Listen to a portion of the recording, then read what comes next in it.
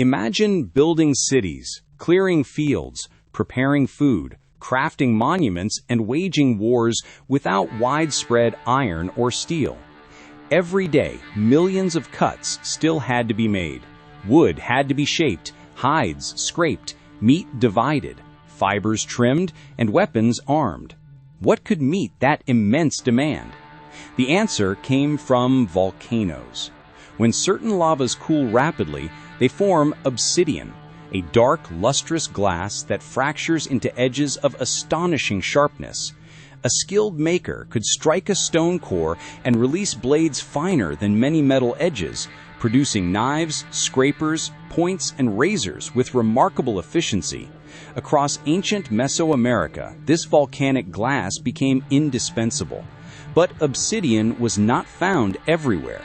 The richest deposits lay in particular highland landscapes, sometimes hundreds of miles from the communities that depended upon them. Stone had to be quarried, tested, carried, shaped, exchanged, taxed, gifted, guarded, and at times seized. Its path joined miners and artisans to merchants, rulers, priests, farmers, and soldiers. That path is the story we will follow, from raw volcanic deposits to workshops filled with razor-thin flakes, along roads and through markets, and to household kitchens, royal treasuries, sacred offerings, and battlefield arsenals. Chemical signatures, preserved and surviving artifacts can even lead us back to the volcanoes from which they came, revealing connections that once crossed mountains, forests, and political borders. Obsidian possessed extraordinary physical qualities, yet sharpness alone did not build its influence. Its true power emerged from the human networks that moved it, transformed it, and controlled access to it. Edged in glass, Mesoamerican civilization was also bound together by trade. Obsidian begins not as crystal, but as interruption. When silica-rich volcanic lava erupts and cools so rapidly that its atoms cannot arrange themselves into an orderly mineral structure, the molten rock freezes into glass. Dark, glossy, and often nearly black, it carries the violence of a volcano into a material that can be shaped with extraordinary precision. Strike obsidian correctly, and the force travels through it in a predictable curve. The resulting break is called a conchoidal fracture, named for its shell-like shape. Skilled knappers learned to control those rippling fractures, removing flakes with stone hammers, antler tools, and carefully applied pressure. Each flake could leave an edge far finer than most worked stone, while a prepared core could yield long, narrow blades with remarkable consistency. That sharpness made obsidian ideal for slicing meat and plants, scraping hides, carving wood, and tipping darts, spears, and arrows. A fresh edge could cut with astonishing ease. But sharpness was not strength. Obsidian is hard enough to hold an acute edge, yet brittle enough to chip, snap, or shatter under twisting force or heavy impact. It could not endure abuse like metal, and even routine work dulled it or damaged it.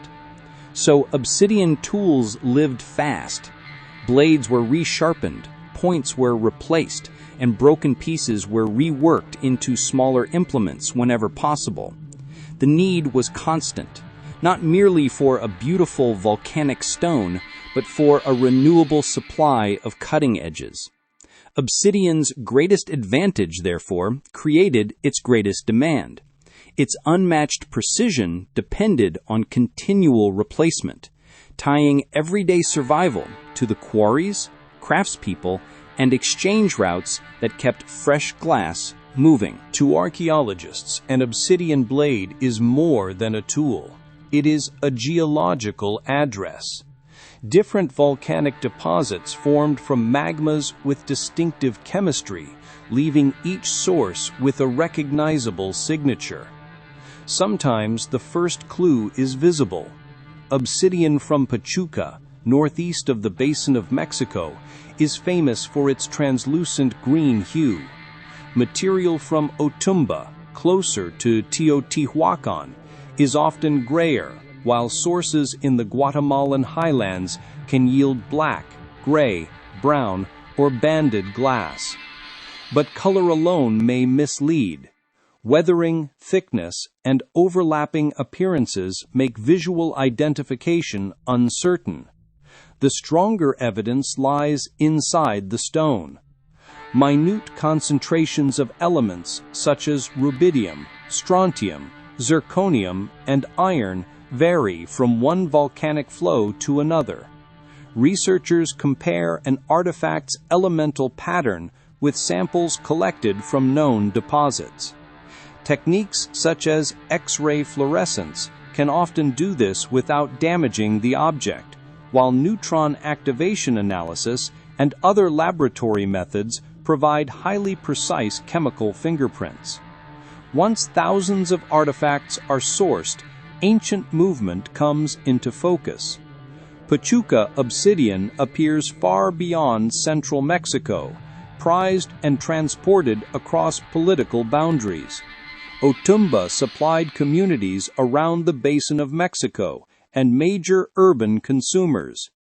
Glass from Guatemalan sources, including El Chayal, Iztapequi, and San Martin Jilotepequi, traveled through Maya cities, coastal routes, and distant exchange corridors. These signatures turn scattered blades, flakes, and cores into maps. Changes in their origins across centuries reveal shifting alliances, market access, pilgrimage, conquest, and the rise or collapse of trading powers. A fragment small enough to rest on a fingertip can connect a household to a quarry hundreds of miles away, preserving a journey made long before written records described it. At the volcanic quarries, obtaining obsidian began with searching. Prospectors climbed ridges, crossed broken lava fields, and inspected cliffs where erosion exposed glassy seams. They learned to distinguish solid workable stone from material shattered by cooling, weathering, or hidden flaws. A promising outcrop did not guarantee an easy supply.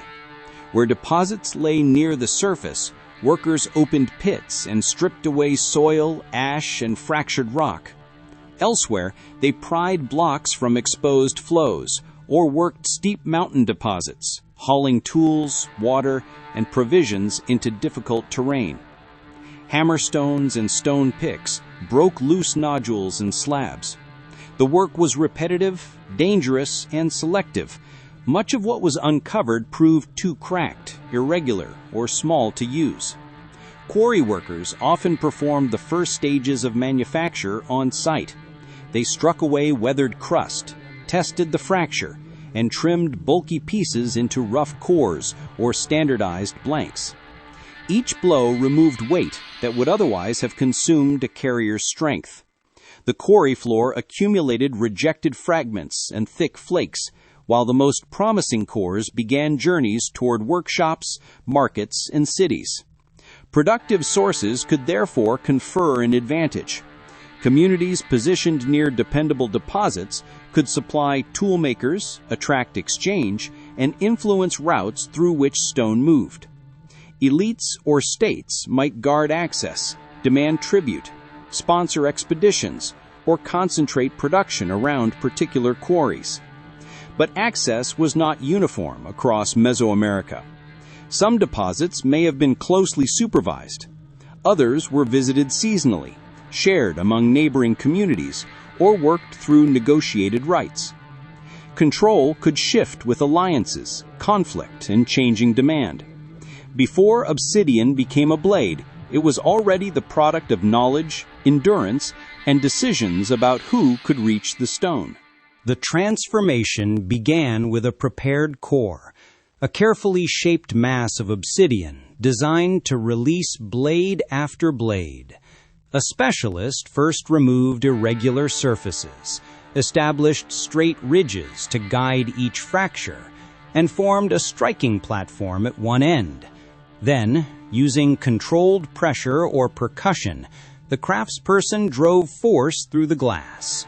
A long, narrow blade detached along a predictable path. That apparent simplicity concealed years of practice. The angle of the platform, the placement of the tool, and the direction and strength of pressure all mattered. A slight error could produce a short blade, a twisted fracture, or a shattered core. Even successful workshops generated flakes, trimming debris, exhausted cores, and broken pieces. Archaeologists read these waste patterns to reconstruct each stage of production and to distinguish household napping from organized specialist work. In larger workshops, labor could be divided. Some workers prepared rough nodules, others shaped cores, and the most skilled specialists removed the final blades.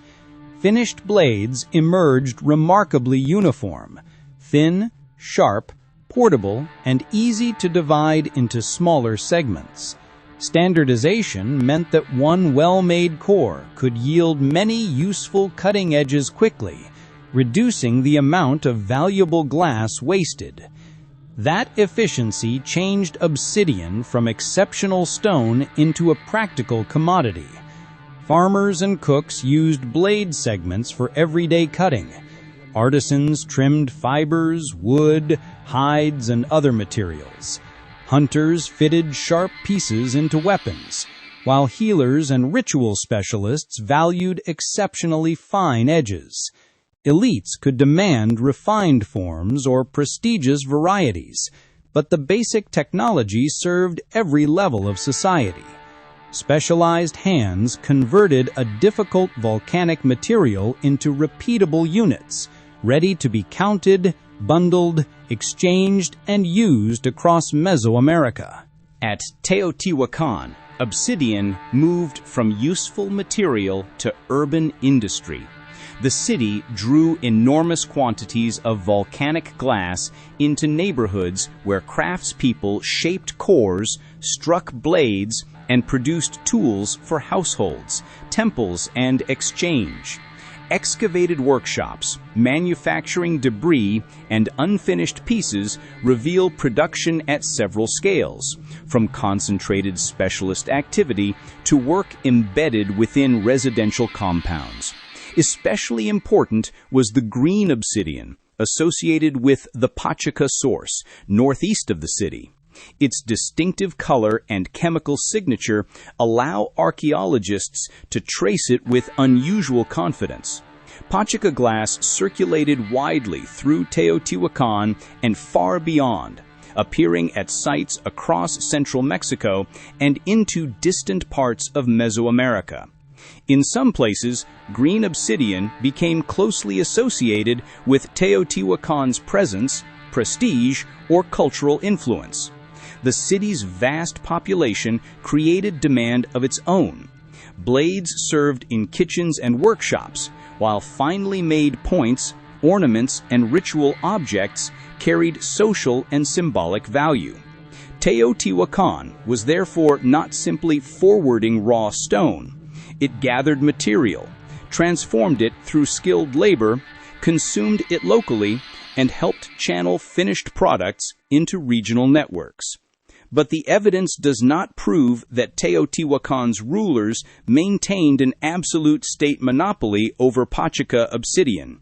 Control of quarry access, workshop labor, or long-distance distribution may have involved officials, powerful households, merchants, independent specialists, or changing combinations of them. Archaeology strongly supports privileged access, intensive production, and broad circulation. Claims of a single, tightly managed government system go further than the surviving evidence allows.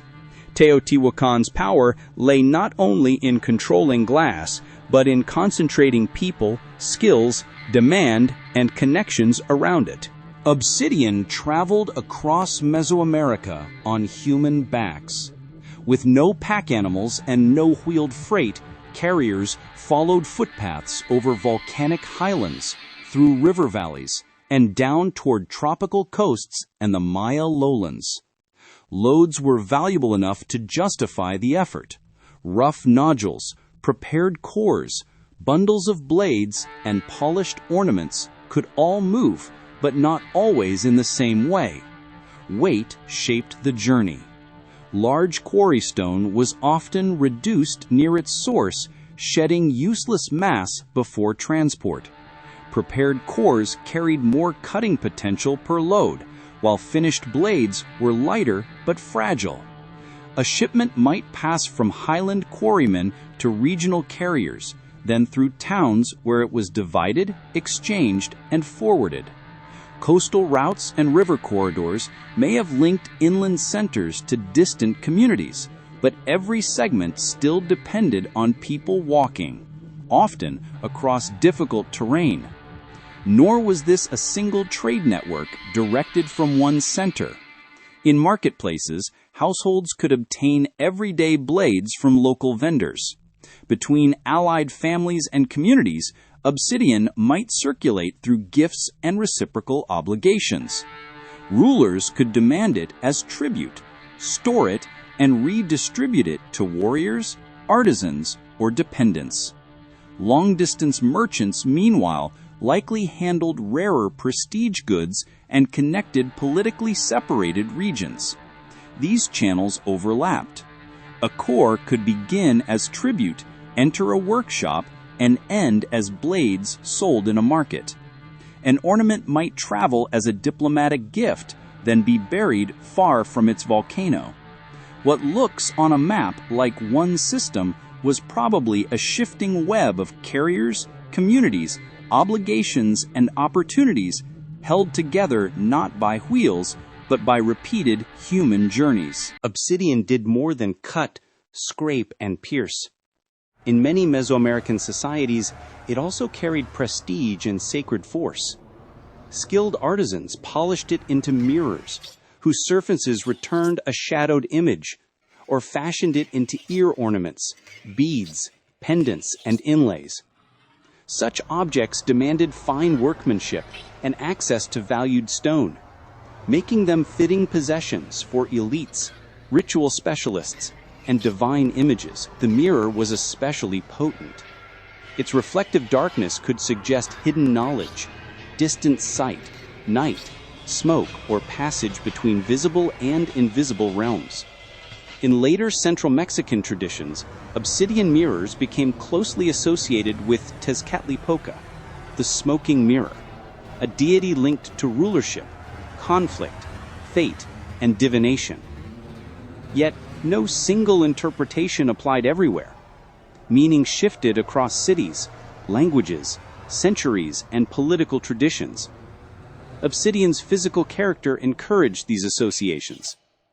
It came from landscapes shaped by volcanic fire, emerged black and lustrous from the earth, and fractured into edges sharper than metal. Those qualities joined danger and beauty in one substance. A mirror could reveal while concealing. An ornament could proclaim rank. A blade could serve both practical labor and solemn ritual. Obsidian implements were used in bloodletting, when rulers, priests, or other participants pierced the body to offer blood, communicate with sacred powers, or mark important events. Blades and ornaments were also deposited in burials, caches, caves, temples, and other charged places. Some offerings were carefully arranged. Others were broken or placed beyond recovery, removing valuable objects from ordinary circulation. Through these acts, volcanic glass became more than a traded resource. Its darkness, brilliance, origin, and edge helped materialize authority, sacrifice, and contact with powers beyond everyday sight. Obsidian armed Mesoamerican warriors at several distances. Knappers shaped compact projectile points for darts, spears, and, in later periods, arrows. Larger flakes became knives for combat, sacrifice, and everyday cutting. Their edges could be extraordinarily sharp, but the glass was brittle. A point might snap on impact. A knife could chip against bone. Obsidian weapons depended not only on sharpness, but on skilled production and a steady flow of replacement pieces. The most famous example is the macuahuitl, used by the Mexica and other peoples in the centuries before the Spanish invasion. This wooden close combat weapon carried rows of obsidian blades set along its edges. It was not a sword in the European sense. Its cutting elements were separate inserts, and damaged sections could be replaced without discarding the wooden body.